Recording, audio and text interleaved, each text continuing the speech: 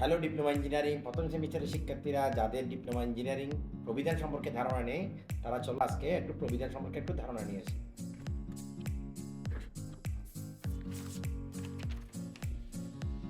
বাংলাদেশ কারিগরি শিক্ষা board প্রবিধান 2022 diploma engineering প্রথম সেমিস্টার সকল শিক্ষার্থীদের দৃষ্টি আকর্ষণ।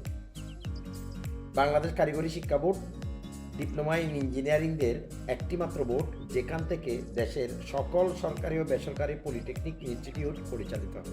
4 বছর 8টি পর্ব সম্পূর্ণ করতে হবে। প্রতিটি সেমিস্টারের অধ্যয়ন করার জন্য 4 মাসের চেয়েও কম সময় পাবে। তাই এক সেমিস্টার পরীক্ষা শেষ করে সাথে সাথে পরবর্তী সেমিস্টারের জন্য প্রস্তুতি নিতে হবে। কোনো প্রকার সময় অপচয় করা যাবে না। কোনো শিক্ষার্থী ক্লাসে 80% উপস্থিত না থাকলে পরীক্ষায় অংশগ্রহণ করা যাবে না। প্রথম থেকে সপ্তম সেমিস্টার বই আলাদা আলাদা হবে এবং কোনো প্রকার নোট গাইড থাকবে না। পর্ব মধ্য ফাইনাল পরীক্ষার মানবন্টন বিষয় ক্রেডিটের নির্ধারণ করে দেওয়া হবে। প্রশ্নপত্রে মানবন্টন সাধারণত অতি সংক্ষিপ্ত এবং সংক্ষিপ্ত বড় প্রশ্ন দেওয়া থাকবে। সুপ্রিয় শিক্ষার্থী, আমাদের পরবর্তী ভিডিও তোমাদের জন্য পর্বভিত্তিক গ্রেড পয়েন্ট, সিজিপিএ, জিপিএ ও কলেজ কর্তৃক নম্বর বন্টন দেওয়া হবে।